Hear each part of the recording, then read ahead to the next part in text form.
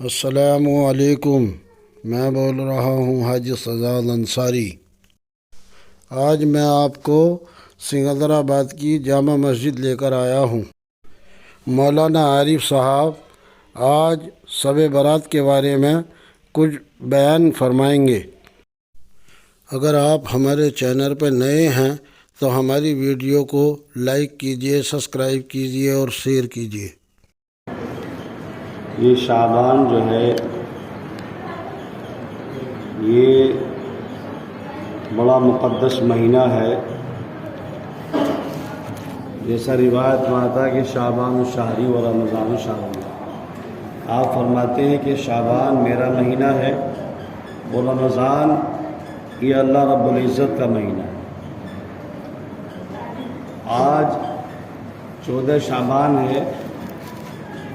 اور یہ سمجھیے کہ اب نیکیوں کو حاصل کرنے کا سیزن شروع ہو رہا ہے۔ نبی کریم صلی اللہ علیہ وسلم کی عادت تھی اس مہینے میں بھی کثرت سے روزہ رکھتے تھے، اور رمضان تو ہے ہی، پورا مہینہ رمضان روزہ رکھنے کا ہے۔ تو یہ جو ایام چل رہے ہیں یہ بہت ہی قیمتی ایام ہیں نیکیاں حاصل کرنے کا اور نیکیاں کمانے کا۔ یہ 1.5-2 مہینے بہت ہی اہمیت کے حامل ہیں، اور آج 14 شعبان ہے جس کو ہم شب برات بھی کہتے ہیں۔ آج کی رات بھی اہمیت کی حامل ہے، لیکن ہم لوگوں میں افراط اور تفریط بہت زیادہ ہو گئی۔ افراط اور تفریط کا مطلب یہ ہے کہ کچھ لوگوں نے تو یہ مان لیا کہ اس رات کی کوئی فضیلت ہی نہیں، سرے سے تفریط کر دی انہوں نے، اور یہ کہنے لگے کہ اس رات کی کوئی بھی کیسی بھی فضیلت بالکل بھی نہیں۔ اور افراط کرنے والوں نے یہ کر دیا کہ جو اس کا مقام تھا اس سے بھی آگے بڑھ کر بہت بڑی رات اس کو بنا لیا،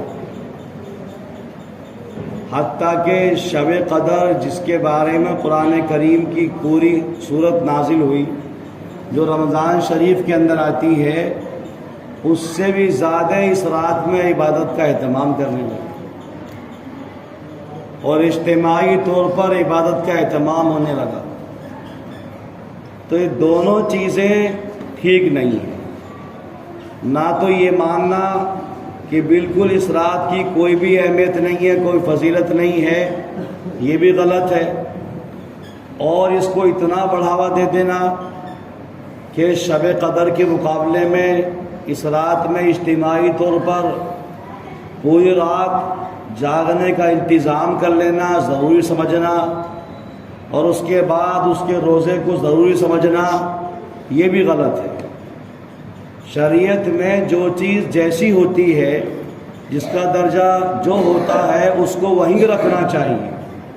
اگر اس سے آپ آگے بڑھائیں گے یا کم کریں گے تو وہی بدعت بن جائے گی۔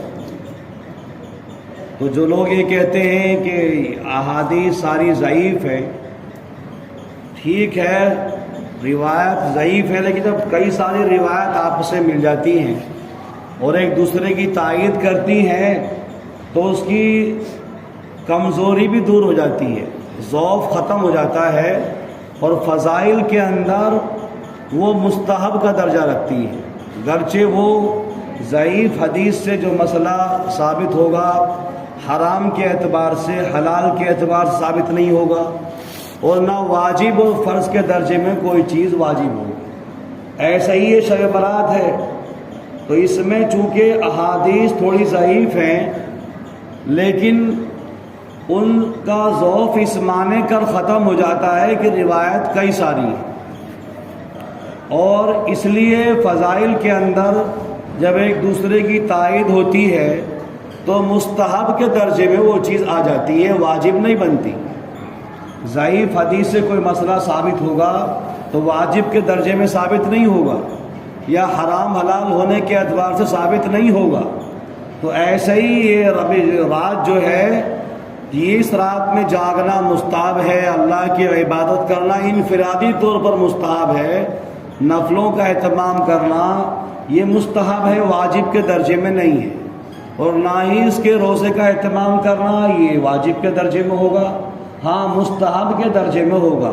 کر لو تو بہتر ہے اور نہیں کرو تو کوئی گناہ بھی نہیں ہے، لیکن اس کو ضروری سمجھ لینا اور اس کا التزام کر لینا، اس کا بڑھاوا اتنا دے دینا کہ معلوم ہوا اجتماعی طور پر بہت بڑا مسئلہ رات جاگنے کا بنا لیا۔ نبی کریم صلی اللہ علیہ وسلم کے زمانے میں ہر سال یہ رات آتی تھی۔ ایک روایت ملتی ہے کہ آپ چپکے سے آپ نے حضرت عائشہ کو بھی نہیں اٹھایا، حضرت عائشہ کے پاس آپ موجود تھے اس رات میں، آپ خاموشی کے ساتھ اٹھے اور قبرستان پہنچے اور وہاں آپ نے دعا فرمائی مردوں کے حق میں، قبرستان جا کر کے، وہ بھی ایک مرتبہ، زندگی میں ہر سال آپ نہیں گئے کہ ہر سال روایت ثابت ہو کہ ہر سال اہتمام کے ساتھ آپ قبرستان جایا کرتے تھے، یا ہر سال آپ اہتمام کے ساتھ جاگتے تھے، یا صحابہ کرام کو آپ نے جاگنے کا حکم فرمایا ہو، ایسی کوئی بھی روایت نہیں ملتی۔ ہاں وہ روایت ملتی ہے کہ ایک مرتبہ آپ نے اس کا اہتمام ضرور فرمایا، جب حضرت عائشہ کی آنکھ کھلی تو وہ آپ کو تلاش کرنے کے لیے نکلی تو آپ کو جنت البقیع قبرستان کے اندر آپ کو دعا کا اہتمام کرتے ہوئے پایا، تو آپ نے حضرت عائشہ کو مخاطب کر کے فرمایا، اے عائشہ تم کیسے کہ میں آپ کو دیکھنے کے لیے آئی، کہ تم جانتی ہو کہ آج کی رات کتنی بڑی ہے، کہ آج کی رات اللہ رب العزت قبیلہ بنو کلب کی جو بکریاں ہیں ان کے اوپر جو بال ہیں اس سے بھی زیادہ بندوں کی مغفرت فرماتے ہیں، آپ نے ہی فرمایا۔ تو اس حدیث کی بنا پر اور اس حدیث کی تائید اور بھی روایت سے ہوتی ہے،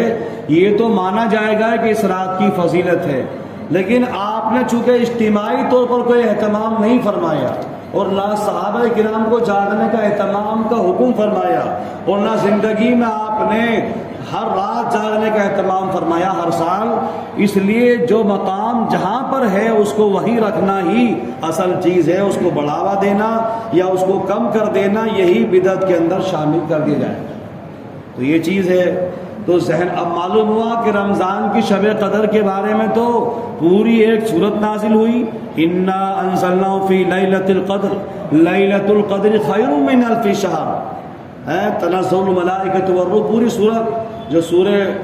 وہ ہے قدر کے بارے میں 30 پارے میں نازل ہوئی، اور 26ویں پارے میں بھی ایک آیت نازل ہوئی اس رات کے بارے میں، فیہا یفرق من کل امر حکیم۔ تو وہ جو شب قدر آتی ہے وہ رمضان کے مہینے میں آتی ہے، بس صرف فرق اتنا ہے کہ اللہ رب العزت نے اس کی تعین کو اٹھا لیا، یعنی متعین نہیں فرمایا کہ فلاں رات ہے، زیادہ امکان فرمایا کہ آخری اشرے میں ہے، آخری اشرے کی بھی تاخراتوں میں ہے نا رمضان کے مہینے میں، اور کوئی کہتا کہ پورے رمضان ہی شب قدر کا اہتمام کرنا چاہیے، اس کی ہر رات پتہ نہیں کون سی رات میں شب قدر ہو جائے، اور زیادہ رجحان اس طرح گیا کہ 27ویں شب کو شب قدر ہوتی ہے۔ بہرحال جس طرح سے جمعے کے روز ایک وقت گھڑی ایسی آتی ہے کہ اس میں دعا ضرور قبول ہوتی ہے، لیکن اس کی تعین کو اٹھا لیا گیا،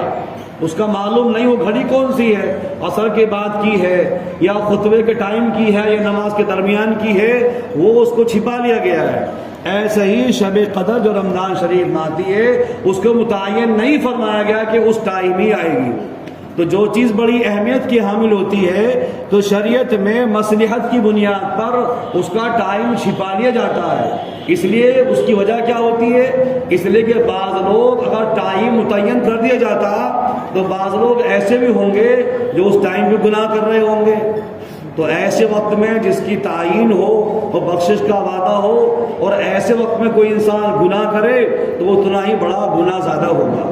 اس لیے اس کو چھپا دیا گیا تاکہ گناہ کرنے والے بہت بڑے گناہ سے بچ جائیں اور عبادت کے شوقین عبادت کا اہتمام کر لیں، تو وہ تعین کے محتاج نہیں، انہیں تو کرنا ہی ہے تو کر لیں گے۔ تو اس لیے ایسے ہی شب برات کے بارے میں چونکہ اس رات کی نہ تو افراد کرنی ہے نہ تفرید کرنی ہے، جتنا دل چاہے عبادت کر لیں، اس کو التزام کرنا واجب سمجھنا یا شور و غل کرنا، بھائی جاگنا ہے عبادت کریں یا نہ کریں، بس جاگنے کا اہتمام کر رہے ہیں۔ اور جوانوں کا تو یہ حال ہے کہ پوری رات کچھ نہیں کرتے، بس انہوں نے جاگنا طے کر رکھا ہے، جاگنا ہے، بس سونا نہیں ہے، چاہے وہ راستوں میں گھومتے پھریں، شٹر بجاتے پھریں، بلب توڑتے پھریں یا ہلہ گلا کرتے پھریں، بس جاگنا ہے، جاگنے کا اہتمام کرنا ہے۔ تو جاگنا واجب نہیں، ضروری نہیں ہے، عبادت کرنا افضل ہے، مستحب ہے، اس میں بھی انفرادیت کا اہتمام ہے، اپنے گھر پہ کرنا زیادہ افضل ہے، انفرادی طور پر نہیں، اکیلا یہ نہیں اجتماعی طور پر سب کو دعوت دی جائے تو بھی آئیو تو بھی آئیو تو بھی آ جائیو، ایسا کوئی معاملہ شریعت میں نہیں ہے۔ تو بہرحال وقت کی قلت ہے، میں نے آپ کو یہ بتایا، ایسی روزے کا معاملہ بھی ہے ہماری، حالانکہ عورتوں میں زیادہ اہتمام ہے اس کا، اور رکھ لیں تو کوئی حرج نہیں، مستحب ہے، لیکن واجب یا یہ اس کے درجے میں نہیں ہے کہ رکھنا ضروری ہے، اور کوئی نہ رکھے تو اس کے اوپر لان تان ہو رہا، تو نے کیوں نہ رکھا بھائی روزہ؟ روزہ رکھنا چاہیے، تم نے روزہ کیوں نہیں رکھا؟